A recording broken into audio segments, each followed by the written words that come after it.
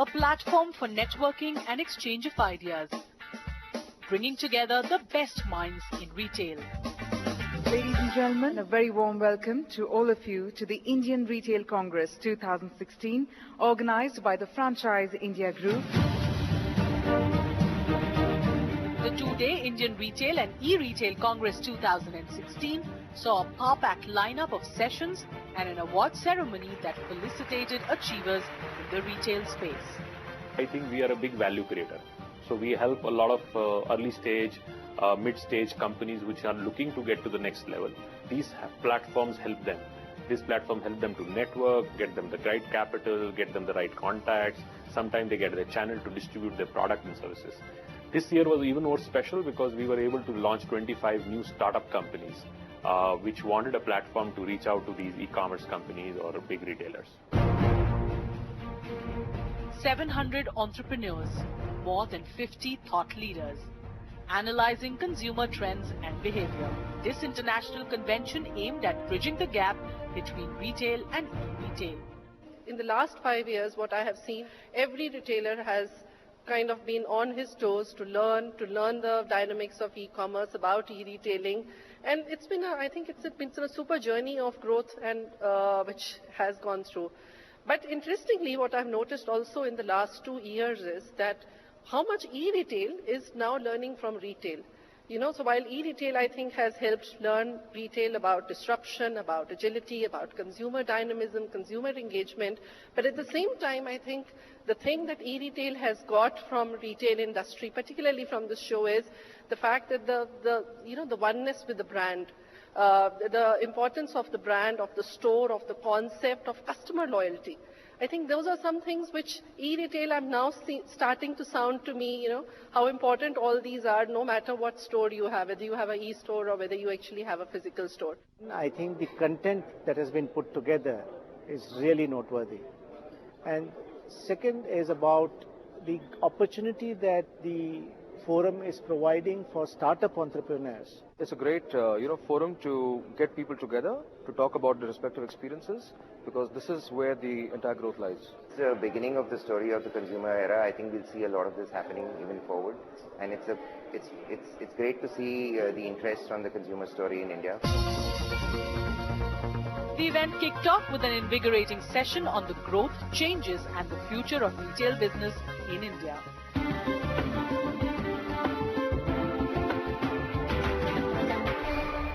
The purpose of sharing some thoughts with you today is to really talk about few key trends as I would see them unfolding. The government's Make in India program is really noteworthy. I believe that Make in India will continue to drive domestic consumption in addition to exports, and driving domestic demand, driving domestic consumption is really good for retail. The kind of growth which is driving the retail industry, obviously the most important is that any consumer now is looking for a shopping experience. He's looking for an experience which is, whether it is available through the e-platform or whether it is available through the brick and mortar store, and there has to be a combination of the two together in an appropriate mix which can drive this retail industry to a level and could be a huge contributor to the job creation and to the logistic and warehousing and to the kind of a growth which is required in economy and the contribution to the GDP by this particular industry. Retailing is very important. I mean, in our business or any other business, retailing is the only activity where you take out money from consumers' pocket and give it back to the farmers. Our farmers are different than the farmers of developed countries. Here farmers are not rich. They are the poorest of poor, and their livelihood depends on this. So whatever policies we are forming for modern trade, for FDI and other things, we have to see how to protect interest of our Indian farmers or producers. The next session delved into the minds of the millennial consumer, discussing new business models and ideas for the changing scenario.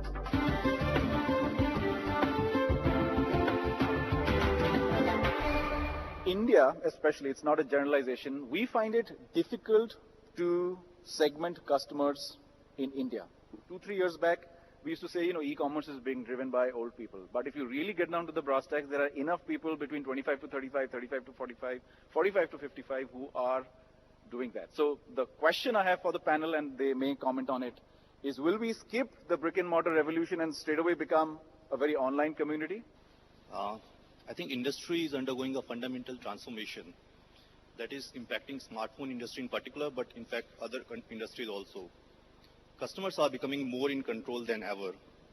With the rise of online reviews, social media, Twitter, Facebook, the mass market opinion about a product is known in almost real time. As soon as you launch a product, people are going to review, like, criticize, and that goes viral. No longer a brand can promote a subpar product and hope to become it successful. So the social media and e-commerce, collectively I call it social commerce, is going to define the industry in ways which earlier was not even thinkable.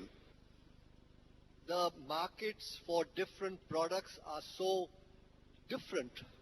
The consumer behavior is so different that to try to put them into one bracket or one bucket would be incorrect and could lead to wrong interpretations. You have to be bringing in something new all the time. You have to be engaging with the customer that, look, I will anticipate your needs. I will look into what you might want in the future. India still rely on brick and mortar stores. So if you see by end of this year, you may see some sort of new experiment from the online partners which already been doing a pilot where they want to go to brick and store. They don't want to restrict themselves to the online, and the customer behavior is changing now. Rather than going just virtually on the feedback of the customer, they want to have a look and feel and touch feeling of the device. To build a brand on the ground takes years of time. To build a loyalty about the brand takes years of time. It's not that a year I launch a product, sold some million handsets, then I consider myself as a successful brand. No. The loyalty need to develop. The loyalty comes when you interact personally with your customers. I want to talk about today's customer. We call them millennials, Gen X, Gen Y, all the different names we have for people that we interact with. We look at them very simply as people that go from one screen to another screen. So you go from your mobile phone to your laptop phone to your work desk, and you just migrate from screen to screen. And this screenager behaves in some unique ways. They're very global in nature. They're very picky. They know what they want. They're very educated. They are much more ahead than a customer that we used to have. So the critical part becomes as a brand is to stay ahead of your customer, knowing that they probably know as much about your brand and as much about your value proposition as you would have hoped for them to do that. I have a pretty strong point of view on the power of brands and branding. I think it starts with consumers. Consumers basically take irrational decisions. Consumers' decision making is very emotional, which is where I think brands come into a terrific job. The best brands are able to understand the needs of consumers. They are able to address, they are able to understand how consumers want to project themselves, and they're able to build the brands that emotionally connect with consumers. So I think, in my opinion, consumers are generally very, very careful about the brand that they buy. And brands are very careful about the customers they want to sell to. That's the reason you have this thing about creating segments. And then you've heard things like you want to target and you want to position and stuff like that. So I think for anybody to do a business anywhere, whether it's a local banya or it's, Firefox or it's Joni or something like that, you've got to very, very clearly realize what's your brand proposition and how do you want to build your organization or how do you want to build your business as a brand. I think Franchise India has really done a fantastic job of organizing this session. I think the topics were extremely well thought through, and a lot of the challenges that the industry were facing were some of the subjects of discussion, and I think provided good clarity to a lot of the participants. Globally, if you look at it, there are only 3 or 4 markets that are growing. I mean, you definitely have China and India on the top, and you have US now limping back. So there's every good reason that anybody who has aspirational plans to grow his business globally has to come to India. On the other side, we get you the winners of the Franchise India Retail Awards 2016.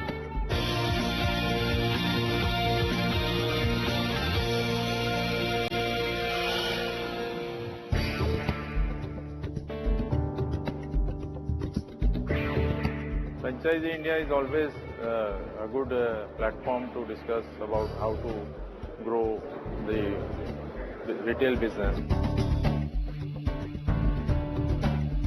There are new waves and new trends in e-retail which are happening all the time. There is online coming offline, there's offline going online. All of those learnings will need to get factored in as businesses evolve over the next few years. But I think the time has come. The quality of the sessions are very good and very enriching, and we go back with a lot of information, and you are totally up to date on what is happening in Indian retail and also a fair idea about the global retail.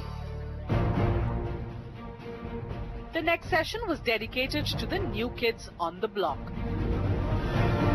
Young and ready to conquer the world, these new age retailers have forced the Indian market to think on its toes.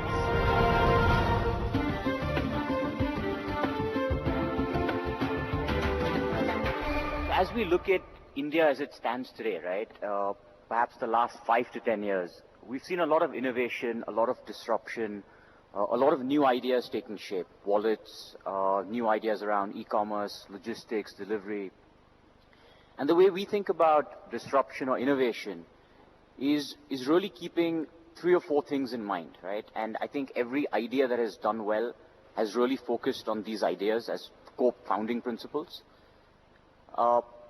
It begins with simplicity, right? I think we've moved to a stage where we expect everything to be simple, user experience, user navigation, whatever it is. Simplicity is a key factor to it.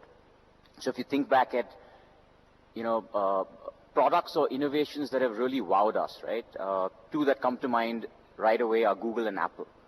They kept it simple. So if you go back to the early days of search where Yahoo, Excite, Ask were kind of the dominant players, search wasn't even a prominent feature there. And Google came and changed all of that, right? They said, here's a simple search bar. Apple did the same thing, right? So for those who've been around that long, and when you think of the first iPod, right, that effectively changed experience of how music was going to be consumed forever. And both Google, Apple, and others who have innovated and disrupted markets have ensured that the experience that users have with using that product is fantastic. First disruptions comes from inside, to disrupt yourself and set up the next level and go for it. So that is the first disruption that every person who aims to be an entrepreneur has to go for. So he has to disrupt himself from the daily routine, from the daily mundane job, from the daily mundane work, and go in for a challenge to scale new heights and to achieve, new horizons. So whenever anybody is thinking of, a disruptive idea or anything, there are 4 things which need to be kept in mind. One is obviously your product. It has to be different, not really innovative, but different and sorting some kind of deficiency in the market. It has to be customer-centric. It can't be business-centric. It has to be customer-centric at all times. It has to be scalable. And fourth and foremost point, it has to be profitable. Nobody gives money to a cash burning company. For anybody who's trying to do anything new or come up with a new idea, definitely it's not the fear. Yes, there is this little hesitation of, whether it'll come across well, whether it'll be well executed, whether it'll be well accepted. But I think more than that, it's just a risk. And risk is good, Somebody took the risk once upon a time to introduce a touch screen instead of a regular keypad phone. And that's what is called Apple today. Somebody took the risk of starting the first e-commerce portal ever. So definitely there is a risk, but I think everyone here who's wanting to do something should take a risk and, do it a good way. We consumer is getting more and more options. Point is, the person doesn't have to lose his path in diverting from the product and the actual customer need to discounts and cashbacks and all those things. So you need to concentrate on the right product, right mix of product assortment, what you need to offer to the customer, and the basic things what the customer wants. For FMCG product, online retailing takes some more time, but for some very niche product, I'll give you example of lactose-free milk. We launched this product, and it is for the people who are lactose intolerant, so lactose-free milk. And when we wanted to launch in the market, they are very scattered consumers. We went online, we went to Amazon, and suddenly we got a lot of demand. So for the niche product, for the new product, online retailing is very good. Let's welcome our next category winner. Finally, it was time for the Gala Awards ceremony, an evening of glitz and glamour that celebrated and awarded the best in the business of retail. Moving into the first category, honors the Fashion E-Retailer of the Year. And the winner is Myntra.com. Myntra makes fashion accessible anytime, anywhere.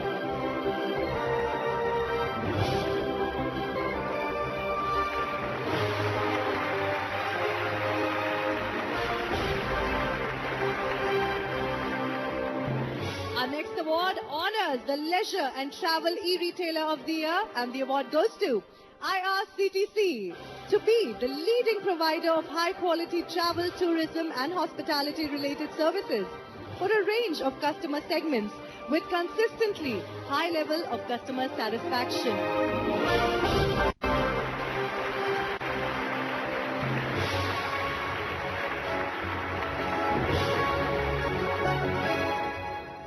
Our next award category is to honor the Best E-Retail Marketing Initiative, and the award goes to Walk to Shop. Walk to Shop is bridging retailers and shoppers. So let's have a big round of applause for the team of Walk to Shop.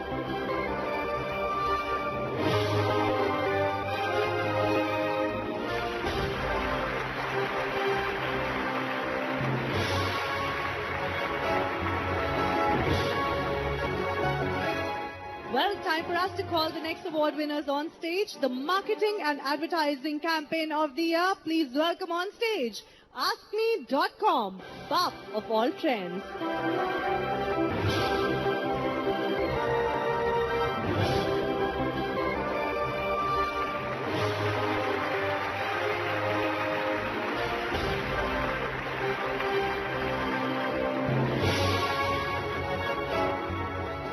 Well, our next award honors the Leisure and Travel Retailer of the Year, and the award goes to Da Milano. Da Milano wishes to be customers' first choice for premium leather, accessories and footwear brand with exceptional service standards.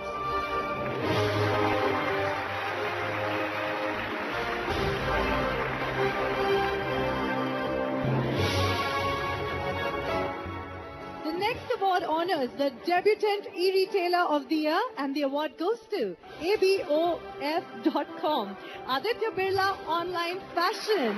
Let's give it up for them. I think it's a brilliant award to have the Debutant E-Retailer of the Year.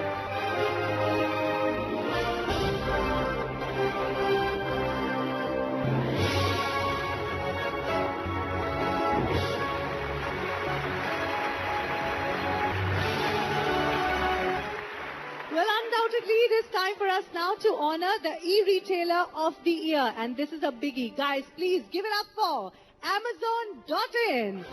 Vision to be the Earth's most customer-centric company. Congratulations to the entire team of Amazon.in.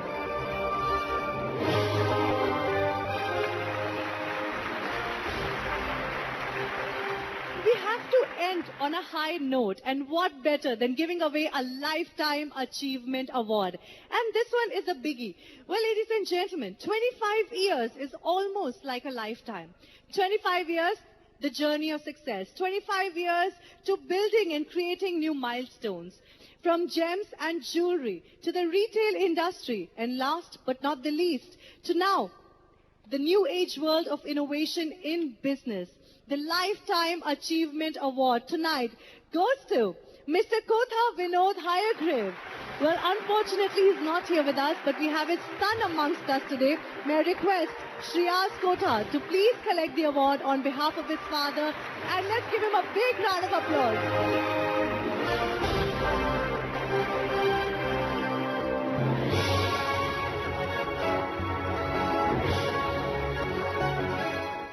Well, it's a Lifetime Achievement Award, and I'm sure a lot of you would have wanted Mr. Vinod himself to be here and say a few words. I have a special relationship with them, and what Vinodji has done, and I think their family has done, contributed to the jewelry industry is phenomenal. One thing that I've witnessed about my dad, Mr. Vinod Hayagrive, is that life has thrown a lot of ups and downs. And one thing that he's taught me is during the ups, you got to make the most of it. You can't just let it fly by without taking as much advantage as you can from it.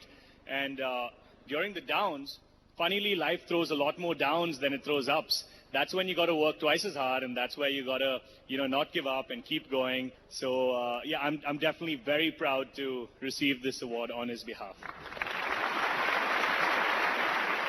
And now, a very special picture for our memories as we come to the end of the award ceremony. May I request all the award presenters and the award winners to please join us on the stage for a picture. So all of you, come on.